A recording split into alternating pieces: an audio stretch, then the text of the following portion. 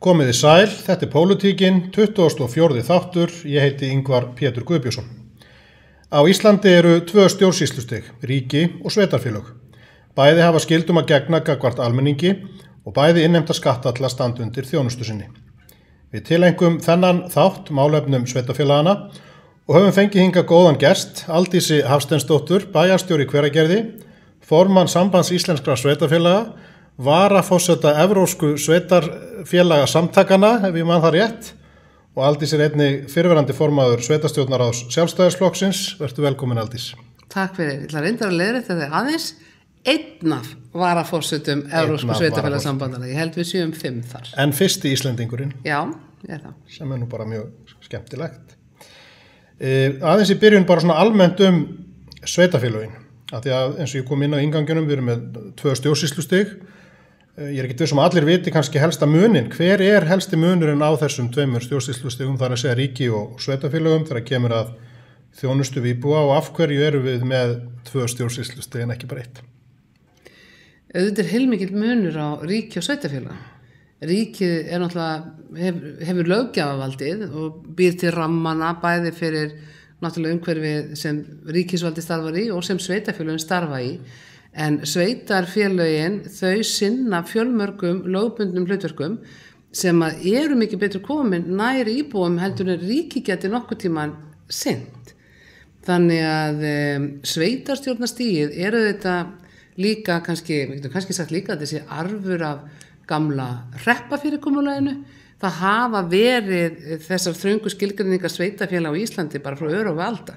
Núna köllum við þetta sveitarfélag.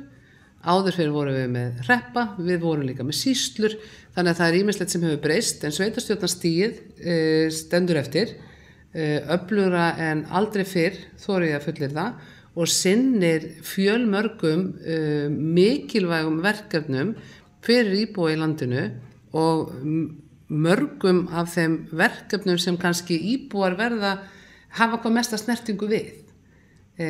Sveitarfélögin reka til dæmis grunnskólan eftir yfirfærslu hans frá ríki 1996.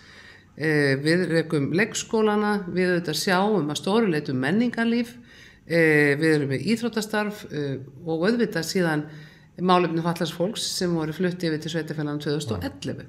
Þannig að, og þetta er samt bara brota því sem sveitarfélagin er að sinna, af því að sveitarfélögin hafa einhvern veginn orðið svo vettvangur sem við höfum í þessu landi til að sinna þeim verkefnum sem okkur langar til að sé sinnt í okkar nærumhverfi. Eins og til dæmis, ef ég tek bara dæmi þjónustu sem var ekki til staðar fyrir, hvað ég segja, 30 árum, 40 árum, bara skólafrístundin. Og allt þetta frístundastarf fyrir til dæmis börn sem að sveitarfélögin sjá og eins líka bara frístundastarf fyrir eldra fólk sem að er líka á höndum sveitarfélagana. Þannig að við erum sífellt að taka við fleiri og fleiri verkefnum og búa til fleiri og fleiri verkefni af því að þeim er best fyrir komið nær íbúum heldur en ríkisvaldið getur nokkuð tíma haft það. Og þá ætti aðalega það eftir vilja íbúa okkar stað og svo framvegis. Já, og það er gert eins og við þekkjum. Þannig að mismunur á þjónustu eftir stöðum og það er ekkert óeðlilegt því að það er bara mismunandi fólk við stjórnvölinn og hverjum stað sem leggur mismunandi línur. Þú sagðir áðan að sveitarfélögin hefur líklega aldrei verið öflugri og ég held að það sé rétt. Þau hafa náttúrulega verið að eflast og kannski stóra stökkið þegar að grunnskólarnir voru farið frá ríki til sveitarfélaga og svo náttúrulega síðast eins og nefndir þegar málefni fatlaðs fólks voru farið yfir. Hvernig sérðu þessa þróun áfram? Heldur að sveitarfélögin eftir að taka við fleiri stórum verkefnum? Hver er þín sýn í þeim efnum? Já, ég efast ekki það. Það mun koma að því. Akkurat núna erum við samt ennþá að fóta okkur í málefnum fatlaðs fólks og það hafa alveg verið brekkur þar. Ég ætla ekki að gera lítið úr því og við höfum átt í miklum viðræðum við ríkisvaldið bara fjármögnun þeirra verkefna sem við tókum að okkur. En eftir stendur að sveitarstjórnarmenn vilja mjög gjarnan taka þessi fleiri verkefni og við höfum ofta rætt til dæmis málefni eldra fólks og til dæmis framhaldsskólana sem eru svona verkefni sem að við getum alveg sagt að ættu kannski ágætlega vel heima hjá sveitarfélagunum en þá þarf fyrst að skilgreina mjög vel tekjustofna og þær þarfir sem þessi málaflokkar hafa áður en sveitarstjórnir taka yfir. Því að við vitum alveg að við viljum að ef að málaflokkur svona, hvernig orða, fjársveltur, þá það ekkert sérstaklega gott að sveitarstjórnir taki yfir því að kröfurnar verða ríkari þegar að málaflokkurinn komin eins og maður segir heimi hér að. En ég held að við séum að horfa á sífellt sterkari sveitarfélög, en það þarf þetta ýmislegt að breytast í sveitarstjórnarstiginu til þess að við getum tekið við þeim stóru verkefnum sem við kannski viljum sjá. Heilsugæslan hefur stundum verið nefnd og meira þess að prófa það á Hornafirði. Já, það hafa ýmis verkefni verið nefnd, en það er gríðarlega mikilvægt að fjölga ekki gráu svæðunum í samskiptum ríkis og sveitarfélaga. Að við séum ekki sveitarstjórnir að stíga inn í verk sem að ríkið lögum samkvæmt á að sinna, og heilsugæslan klárlega þar, og alveg eins þegar við ræðum flutning á málefnum aldraðra yfir til sveitarfélagana, þá til dæmis bara heima hjúkrunarheimilin og ýmis svona þjónusta sem að á höndum ríkisins í dag, hjúkrunarþátturinn. Það verður ekkit alveg einfalt að skilja á milli hvar félagslegi þáttur og hvar hjúkrunarþátturinn. Þannig að þetta eitthvað sem að þarfnast mikillar skoðunar og ítarlega yfirlegu áður en við getum svona farið að ræða ný verkefni. Því að við viljum ekki fjölga þessum gráu svæðum þar sem við erum í sífellu að kljást við bara fjármálaráðuneytið fjármuni til verkefna sem við teljum að bara hreinlega ríkisvaldið eigi að sinna. En hvernig, eins og þú nefnir þetta með eins og málefni fatlaðs fólks, er mikið sem ber í milli þar, milli fjármálaráðuneytisins og sveitarfélagana, eða eru menn svona tiltölulega sáttir við þá yfirfærslu? Það svolítið misjafnt, það misjafnt þetta svæðum. Þegar að þessi málaflokkur var færður yfir, þá var ákveðið að það myndi vera gert þannig að það voru búin til 8.000 manna þjónustusvæði, þannig að sveitarfélög urðu að sameinast rekstur málaflokksins með örfáum undantekningum, og það hefur virkað ágætlega og gerir auðvitað hinum smæstu sveitarfélögum kleift þá að taka þennan málaflokk að sér í samvinnu við aðra, sem að öðrum kosti hefði verið nær því óhugsandi. En leið þá getur maður sagt að þessi þjónustusvæði eru mjög misjöfn. Þungi málaflokksins var mjög misjöfn til svæðum. Sums staðar alveg rétt gefið, annars staðar við ennþá með óleyst verkefni sem þarf að vinna að. En nú þú formaður Sambands íslenskra sveitarfélaga og megin hlutverk sambandsins að vera svona sameiginlegur málsvari og vinna sameiginlegum hagsmunamálum. Svona aðeins bara að því að nú eru sveitarfélög mismunandi og út all land. Hver eru þessi sameiginlegu hagsmunamál og hvernig vinnur sambandið að því að þeim? Eitthvað svona lýðræði konseptal eða eru fulltrúar sem að ákveða þetta? Hvernig fer svona stórt samband með svona ólíka hagsmuni að því að marka sameiginlega stefnu og sín? Já, auðvitað það þannig hjá sambandinu eins og öllum öðrum stórum samtökum að það eru aldrei allir alveg sáttir. En við vinnum eftir lýðræðislegum sjónarmiðum og 4 ára fresti haldið landsþing. Leið og sveitarstjórnarkosningar eru búnar, þá boðað til landsþings strax haustið eftir, þar sem að öll sveitarfélög eiga fulltrúa, og þar erum við í 2-3 daga að ráða ráðum okkar og við mörkum stefnu fyrir sambandið fyrir það kjörtímabil sem þá að hefjast, og kjósum leið stjórn og formann og sem að vinnur þá í anda þeirra stefnu og eftir þeirri stefnumörkun sem það lögð. Og það eru þetta bara mjög ítalega stefna. Þetta eru fleiri tugi blaðsíða sem eru ákveðnar þarna norður á Akureyri. Það hefði skapast fyrir því að þetta alltaf fyrir norðan. Og þannig að stjórn og starfsmenn hafa mjög ítarlegt svona plagg til að styðjast við þegar kemur að því að mæta hinum ýmsum málum sem að síðan sem koma upp, og eins líka til þess að vinna að við leggjum þar okkar framtíðarsýn sem að við svo í stjórninni vinnum að framgangi. Ég kíkti einmitt á stefninga 2018-2022 og við höfum kannski ekki tíma til að fara ofan í hana alla, en kannski hver eru svona stærstu málin sem þið eru að vinna núna á þessu kjörtímabili? Það nú svolítið skrítið að segja það, og þetta örugglega verið sagt alltaf, eða mjög lengi. Fjárhagsleg samskipti ríkis og sveitarfélaga eru klárlega stóru mál, og við erum auðvitað í sífelldu samtali við ríkisstjórnina, við fjármálaráðuneytið, skiptingu tekna.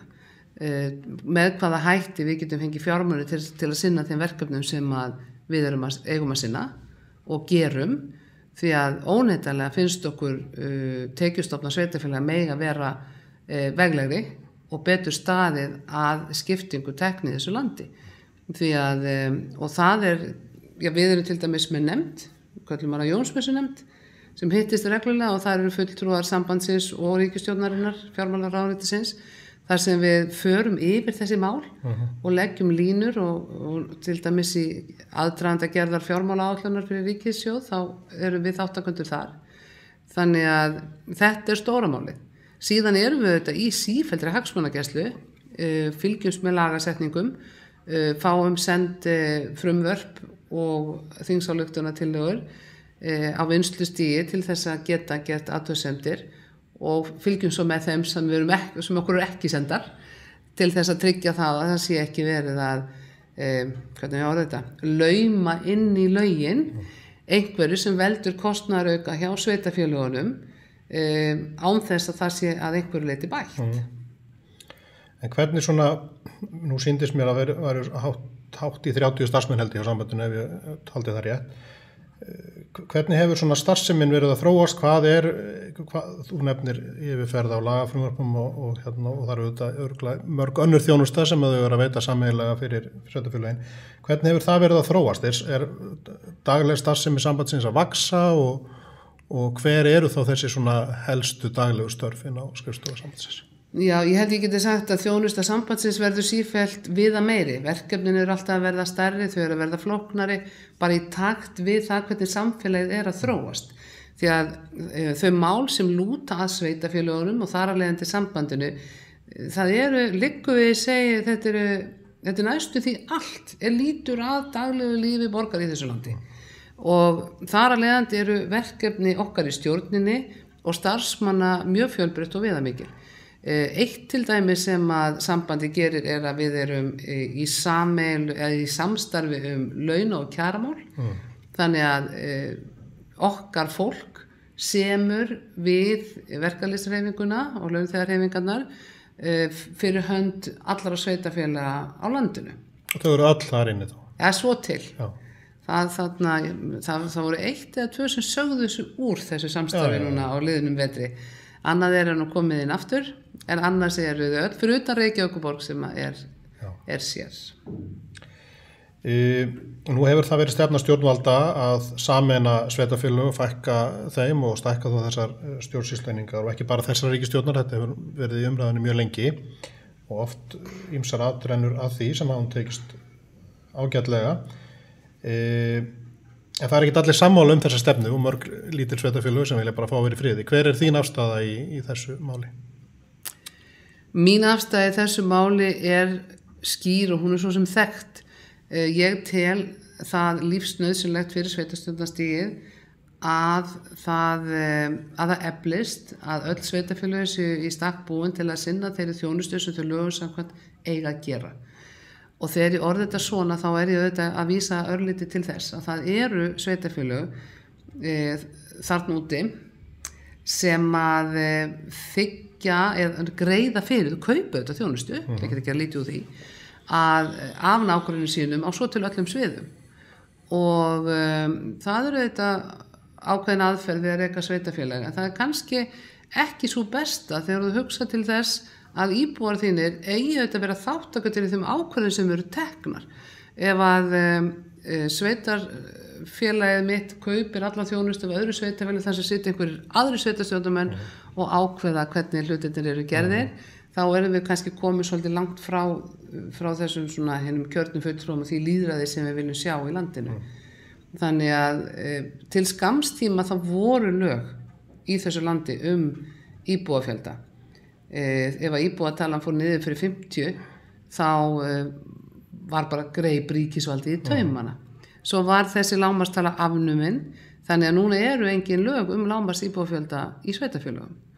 Og það eru þetta ákvörðun, en þú spurði mína skoðun, það þannig að við héldum aukalandsþing. Það búið að vera starfandi, það hafa starfað 2 starfshópar núna á nýliðnum árum til að fjalla eflingu sveitarstjórnarstigsins. Þá tilfærslu verkefna, aukið íbúalýðræði, bætt starfskilyrði sveitarstjórnarmanna, við megum heldur ekki gleyma því, og svona ýmis atriði lúta að sveitarstjórnarstiginu og báðir þessir hópar komast að sömu niðurstöðu, þessir starfshópar, að leggja til að sveitarfélögin eflist og það verði sett ákvæðum lágmarks íbúatölu og það verði síðan gefið ákveð svigrúm fyrir sveitarfélög til þess að mæta þeirri kröfu. Þannig að það geta allir fundið sér í sinn samstarfsfélagi því, það ekki verið að leggja einhverja ríkislínum hver á að sameinast hverjum. Núna síðasta skýrslan sem var unnin undir styrkur stjórn Valgarðs Hilmarssonar, mjög reynd sveitarstjórnarmanns úr Húnaþingi, hún komst að þessu sömu niðurstöðu og við boðum til aukalandsfundar sveitarstjórnarmanna sem var haldið núna í síðastliðið haust, þar sem að var eingöngu þetta eina mál á dagskrá. Við ræddum þetta mjög ítarlega á einum degi og það voru greidd atkvæði það hvort við ættum að styðja þessar tillögur sem þarna komið fram með ekki, og það var lýðræðisleg niðurstaða sveitarstjórnarmanna á Íslandi að við vildum sjá þessar tillögur sem Sigurður Ingi hefur lagt fram verða veruleika. Og að því vinn ég vinn auðvitað að því að fylgja eftir samþykkt landsfundar. Kannski sveitarstjórnarmál og byggðamál auðvitað nátengt og kannski aðeins svona byggðamálin. Eru þau mikið til umræðu á ykkar vettvangi og hverjar eru þínar skoðanir á svona stefnu stjórnvalda í byggðamálum? Hvað getum við gert betur í þeim efnum? Byggðamálin eru þetta mál sem eru alltaf til umræðu með einum eða öðrum hætti. Að þú spurðir mína skoðanir á því, þá ætlum ég bara að segja mína skoðanir á því. Og það það að við búum í stóru, víðfeðmu, strjálbýlu landi. Ég held að okkur þyki öllum gríðarlega væntu landsbyggðirnar. Flestir Íslendingar eiga ættir að rekja og jafnvel ekkert svo langt aftur til hinna dreifðu byggða. Þannig að taugarnar liggja svolítið hjá mjög mörgum út á landi. Ég held við viljum öll í grunninn sjá landsbyggðina eflast og dafna, að hún verði þannig í stakk búin, eða þannig verði gert mögulegt að taka við atvinnutækifærum og að fólk geti búið þar sem vill það. Akkúrat í dag erum við kannski ekki að sjá þetta gerast og það finnst mér vera dapurleg þróun. Nú veit ég alveg að fullt af fólki segir að býtu, hvað hún að tala um þetta og byrja Hveragerði ekkert landsbyggðin, en ég lít nú samt á það þannig að Hveragerði út á landi. Við erum austan við Hellisheiði og við erum partur af landsbyggðinni, en auðvitað hungum við svo sem líka á höfuðborgarsvæðinu. Ég veit það alveg og það að ég hafi verið 35 mínútur hingað inn í þetta viðtal auðvitað sannar það. En hjarta mitt slær svolítið fyrir því að við getum öll búið í sátt og samlyndi í okkar stóra landi og það verður öllum gert kleift að eflast og dafna eins og nokkur kostur. Og þar finnst mér til dæmis allverulega á landsbyggðina hvað varðar opinber störf.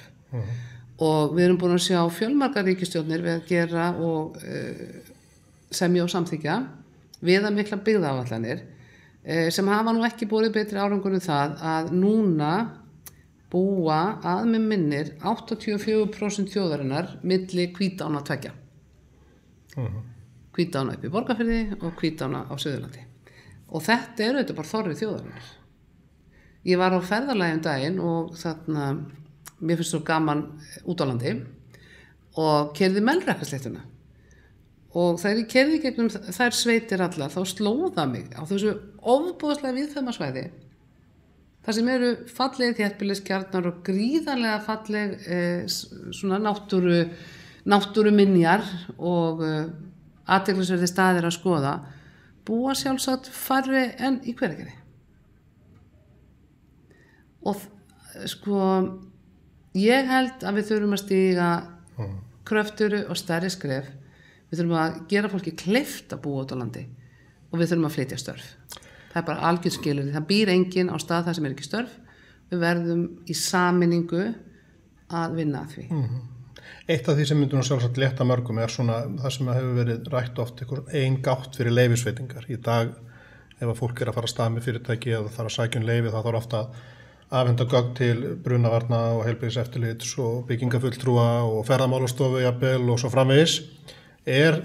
Sambandið eða eru sveitarfélögin í einhverju samstarfi við ríkið til dæmis það að koma á fót einhverju einni gátt þar sem að þú bara afhendir gögnin og þau fara bara sjálfkrafa inn í einhverja kanala þannig að fólk þurfa ekki að vera að fæðast langar leiðir eða hafa mikið fyrir því að lifa sínu lífi og byggja upp atvinnu. Sko, ríkisstjórnin hefur verið mjög öflug í því að þróa landið og stjórnsýsluna nær hinu stafræna Íslandi. Og það náttúrulega heil skrifstofa undir því verkefni stafrænt Ísland og þar höfum við verið þáttakendur og viljum mjög gjarnan vera ennþá öflugri þáttakendur þar. Við erum búin að ráða okkur starfsmann, mjög öfluga konu sem að leiðir það starf hjá okkur, hvernig við getum bara gert tilveru allra einfaldari. Þetta eru ekki bara leyfisveitingar, þetta eru líka alls konar umsóknir og hitt og þetta sem að fólk þarf ofta að fara langar leiðir til þess að fylla út eyðublað eða prenta út eyðublað og skila því einhvers staðar. Við getum gert svo miklu betur hvað þetta varðar Íslendingar. Við erum ekkert eins klár og við erum í tölvum, þá erum við ekkert komin svo langt í henni stafrænu þjónustu. Þar vantar svolítið mikið upp á. Og þar erum við, viljum mjög gjarnan vera með í þeim leik og erum þar og viljum setja spor okkar og stíga svona raunverulega kröftugt skref í þá átt. COVID hefur aðeins hjálpað í þeim efnum, kannski dugar það til þess að íta okkur. Já, þó sé nú ekkit annað heldur en að ég held að COVID hafi kennt okkur það að við þurfum ekki alltaf að keyra. Við getum tekið fundi bara heima og verið miklu skilvirkari og ég heyri það bara allstaðar og þú satt gert það líka og allir sem að hlusta þarna þátt að fjarfundir þeir eru komnir til að vera. Ég held að það sé engin spurning. Aðeins skipulagsmálin, af því að það stór hluti af starfsemi ykkar, sveitarstjórnarmanna. Nú hefur maður svona veltið fyrir sig að því að nú hefur verið stefna þessar ríkisstjórnar meðal annars að fjölga og stækka svæðum, stækka friðlýst svæði og jafnvel hugmyndur þjóðgarð og annað sem að myndi mögulega takmarka og líklega takmarka skipulagsvald sveitarfélaganna. Hafið þið rætt þetta? Er þetta eitthvað sem þið hafið áhyggjur af? Við höfum alltaf áhyggjur af öllum hugmyndum sem takmarka sjálfstjórn sveitarfélaga og skipulagsvaldið er náttúrulega eitt dýrmætasta tæki sem sveitarfélög eiga til þess að stýra sínu nærumhverfi og ég var bara síðast í morgun að ræða við mína starfsmenn það að skipulagsmál eru hreinlega, þau eru alfa og omega í starfsemi sveitarfélaga og svona eins og maður segir og eftir fjárhagsáætluninni þá er aðalskipulag hvers sveitarfélags það sem allir ætti að kunna utan að þannig að þetta er mjög dýrmætt fyrir sveitarfélögin að við stýrum okkar málum hvað þetta varðar.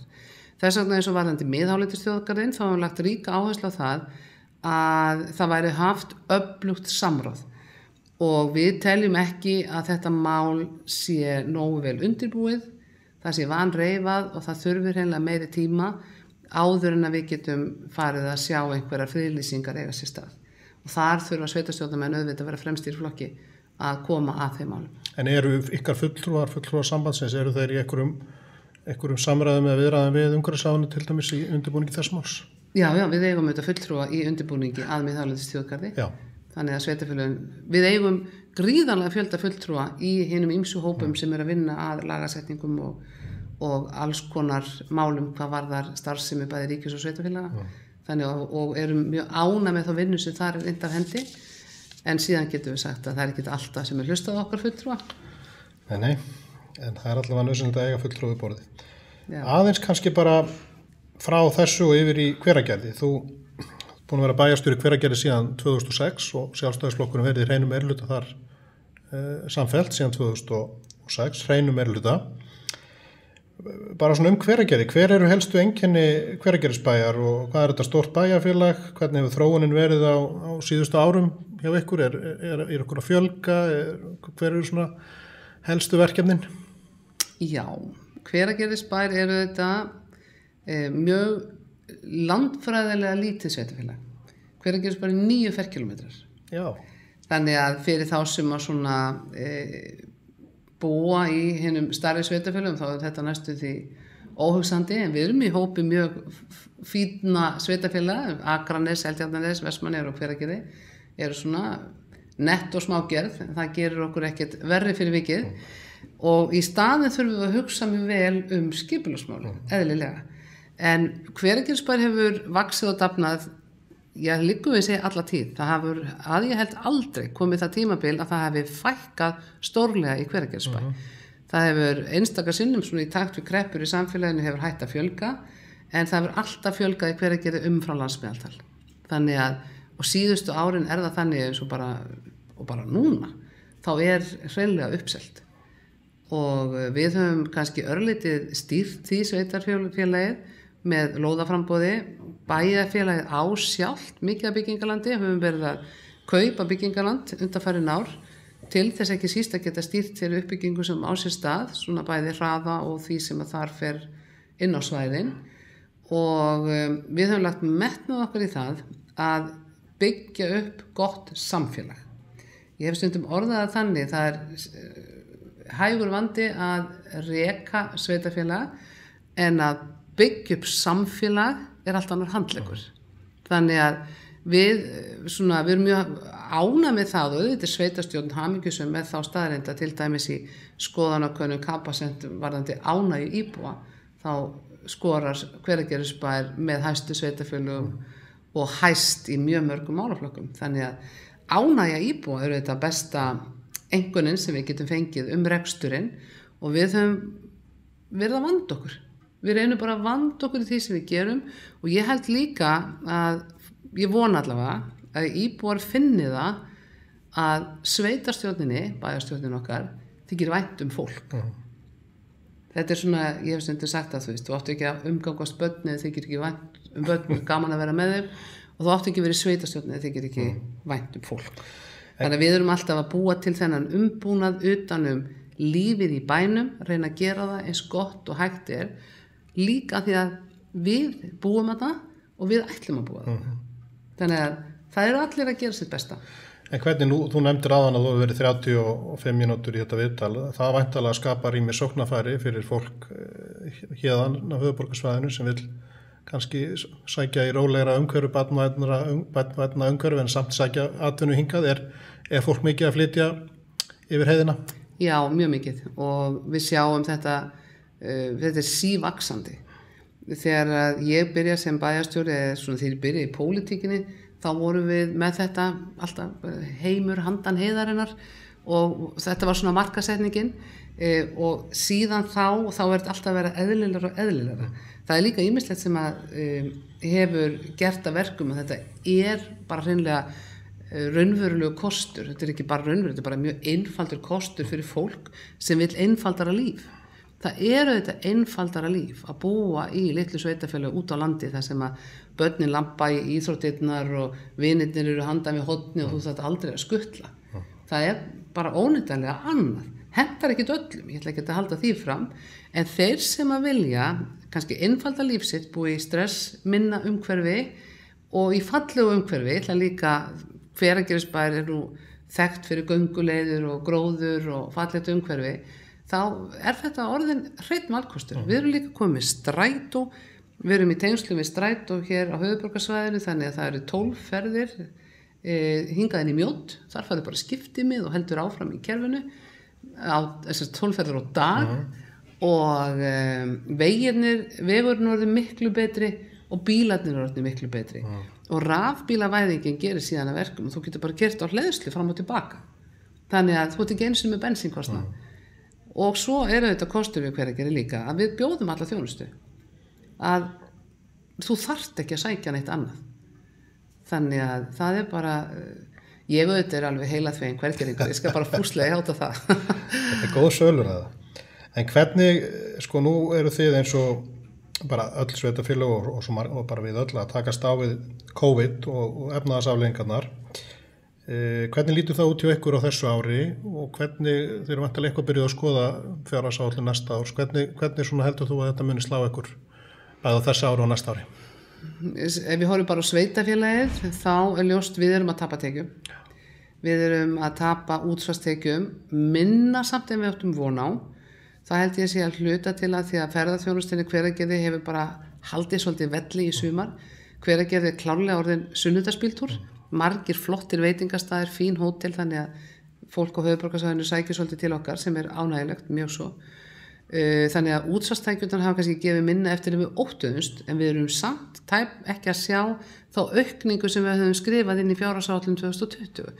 Og það held ég að sé reyndin hjá næstum öllum sveitarfélögum, að við erum svona krafla í það að vera með svipa á 2019, en það vantar aukninguna. Og aukningin eitthvað sem við þurftum að fá bara til að standa straum á kostnaði við kjarasamninga þó séu ekkert annað. En þannig að við erum að sjá tekjutap, ríkisstjórninni sem betur fer búin að liðka fyrir sveitarfélögum með því að rýmka hina fjárhagslegu umgjörð og gefur okkur heimil til þess að skila tapi yfir lengri tíma. Þannig að ég efast ekki að Hveragerðis bara verður ekki í tapi núna, svo ég sé bara hreinskilið með það. En ef við horfum lengra fram í tíman, þá er ég líka jafn sannfærð það að við munum öll rísa mjög hratt upp aftur. Þannig að við erum ekkert að langt í frá að leggja árar í bát, við erum að hefja viðbyggingu við grunnskólan, við erum að lagfæra búningsklefin í sundlauginni, það hellingur af framkvæmdum sem við erum að starta núna í ár sem við höldum áfram á næsta og jafnvel þar næsta. Þannig að það er ekkert lát á því, þannig að við ætlum ekki að draga seglin þannig saman og ég held að það sé andinn almennt hjá sveitarstjórnarstiginu að við förum að kynda kreppuna.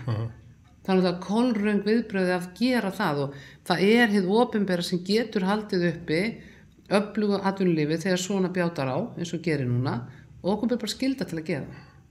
Nú ríkið að endurgreiða virðisaukaskatt og alls konar framkvæmdum. Sérðu það mikið í Hveragerði að fólk sé að nýta það tækifæri til þess að dytta húsum og byggja við og annað? Já, með að við magniða byggingarefni sem kemur á gámasvæðið, já, þá virðist það vera. Og þetta hjálpar alveg gríðarlega og ég vona svo innilega og það eitt af því sem við hefum lagt ríka áherslu á við ríkisvaldið að þetta verði framlengt út næsta ár líka því að þetta hjálpar ekki bara einstaklingunum heldur hjálpar þetta líka sveitarfélögunum af því að við erum með þetta í framkvæmdi það verður að hvetja sveitarstjórnarstigið til að framkvæma núna og til þess að gera það þá þetta auðvitað leið til hvatningar að við fáum þá endurgreiddan virðisaukaskatt. Blómstrandi dagar hafa verið svona bæjarhátíð, eina af þeim bæjarhátíð sem maður tekur eftir. Hvað verður blómstrandi daga í ár? Það var ekkert flókið sko. Þeim var bara aflýst með öllu. Það búið að því? Já. Þeir eiga að vera núna næstu helgi, hefði átt að vera og ístafurinn hjá Gjörís og allt þetta fjör sem tilheyrir. En við ákvaðum að taka bara ábyrga afstöðu og slóum þessa hátíð algjörlega af. Þannig að við erum ekkert að reyna að hafa einhverja tónleika og þannig að fólk siti einhvers staðar langt í burtu frá vinum. Þannig að við bara slóum hann af. Við bara ætlum að gera eitthvað bara ráðskemmtilegt á næsta ári í staðinn. Þannig að ég held að það koma alltaf önnur ár, það kemur nýr tími, það koma önnur tækifæri. Þannig að þó að við verðum að sleppa svona samkomum núna, þá bara gerum við það. Og það enginn að sýta það. Það lítil fórn ef okkur tekst að losna við þessa blessuðu veiru. Já. En svona aðeins að því að þú nefndir áðan með ferðaþjónustuna að hún hefði nokkuð haldið velli í Hveragerði. Mér langar aðeins að ræða hana bara almennt. Að því að nú eiga sveitarfélög mörg töluvert mikið undir ferðaþjónustunni. Bæði bara útsvarstekjur og fastluna skattar og byggðaþróunin kannski má segja á síðustu árum hefur þetta aldrei stjórnast af því hvar uppbyggingin hefur verið mest í ferðaþjónustunni. Hvernig blasir þetta við þér og staðan á greininni bara svona heilt yfir ef maður horfir bara yfir landið? Auðvitað ekki hægt annað en að hafa þungar áhyggjur af ferðaþjónustunni. Það að landið þessi bylgja skyldi skella á núna svona snemma voru auðvitað gríðarlega vonbrigði svona öllum grunaði auðvitað þetta myndi gerast en það fólk var svona vona við fengjum ágúst-september til þess að svona eins og maður segir njóta lífsins og það auðvitað grafa alvarleg staða í ferðaþjónustunni og þetta bara, það svo dapurlegt að sjá þessi fínu fyrirtæki, þessa flottu veitingastaði, afþreyingafyrirtæki, hótel, þar sem fólk hefur lagt líf og sáli að gera hlutina eins vel eins og við höfum verið að gera. Ekki njóta þess núna. Og þetta líka að veturinn verður snúin, það verður kúnst fyrir þessa aðila að lifa af veturinn, því að svo erum við líka, við erum með kjarasamningar sem að var kannski tæplega innegn fyrir miðað við það ástand sem við erum í núna og var kannski hægt að sjá aðeins fyrir þannig að þetta ekki einfalt og eins líka svo, það ofsalega þungt að horfa núna upp á fjölmarga einstaklinga sem að hafa mist vinnuna eða að missa vinnuna og sjá fram á að núna sumarið sem að var svona þessi góði tími fyrir því að ljúka og við erum að sigla inn í vetur þar sem að við erum með kannski ekki jafn góðar horfur eins og við vorum að vonast til. Nú hefur í eftir þessi seinni bylgja skalla og það hafa ýmsir verið að kalla eftir því að landamærum verði lokað eða það verði hertar aðgerðir og þeir sem að tala gegn þessum sjónarmiðum hafa haldið því fram að þetta myndi mögulega ríða ferðaþjónustuna fullu. Tala nú ekki Icelandair, sem kannski grunnurinn að því að það sé eitthvað ferðaþjónusta. Hver þín skoðun á þessum máli, ef þú hefur hana yfir höfuð? Ég held að hafa nú allir skoðun á þessu út í það farið. En við höfum lagt alla okkar tiltrú á þríeykið og ríkisstjórnina. Og ég ætla að segja það líka hér að ég held að við höfum verið mjög lánsöm með alla þá einstaklingar sem hafa valist í forystu núna. Og mér finnst það eru allir að standa sig alveg gríðarlega vel í þessum ofsalega erfið aðstæðum. Og þá ætla ég líka að hrósa ríkisstjórninni. Og því mér finnst þar þau eru samhent og þau eru samstillt, koma fram svona sem hópur sem svo mikilvægt á tímum sem þessum. Þannig að bara þau hafa virkilega hróskili fyrir það. Ég vil ekki bara nefnilega eitthvað þríeykjunni hrósi. Það líka ríkisstjórn hérna sem stendur á bakvið ákvarðanirnar og þau hafa staðið sig mjög vel. Ég held, landamærunum var aldrei lokað eins og hefur ítrekað komið fram og ég held að við getum ekkert lokað landamærunum. Við erum eyja hér lengst út í Atlantshafi sem erum háð öðrum þjóðum afskaplega marga hluti. Og núna síðast voru við lesa greinar til dæmis bara tilflutning vinnuafls. Þannig að ég held að það sé tómtmál að tala að við lokum landamærunum, svona í þeim skilningi sem að við leggjum í það að loka. En auðvitað verðum við að hugsa mjög vandlega þau skref sem eru stigin og vanda okkur og það má sjálfsagt gera enn betur, skima og setja fólk í sóttkví og annað slíkt. En svona kannski að lokum bara aðeins aftur að Hveragerði. Nú þú átt farsælan feril sem bæjarstjóri.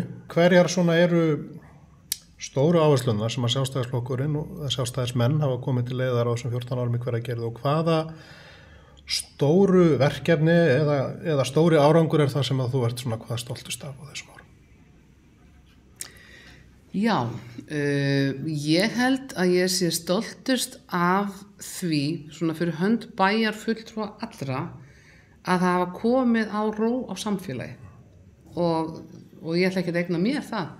Það bara hefur verið mjög samstilltur hópur sem hefur valist í bæjarstjórn til fjölda ára og við erum ekki alltaf sammála langt í frá en við bara ræðum málin, tökumst á, stundum er bóka, stundum ekki, stundum er einn og meirihlutanum á móti og stundum einn og minnihlutanum en við höfum alltaf borið gæfu til þess að vera ekki að berjast á banaspjótum einhvern veginn menn og málefni. Og það held ég að skipti gríðarlega miklu máli og það ekki síst það sem gerir að verkum að það ríkir jafn góð eining í bæjarfélaginu, meðal bæjarbúa. Því að það einhvern veginn þannig og maður sér það alveg fylgjast að þar sem mikil órói í sveitarstjórninni sjálfri, þar myndast órói í samfélaginu. Og þetta mjög dýrmætt. Þetta dýrmætt að vera með gott fólk í sveitarstjórn, alveg sami hvaða flokki það því allir eru kosnir inn til að gera sitt besta. Síðan þetta eru búin að lita grettistæki umhverfismálum, ég ætlum ekki að gera lítið úr því.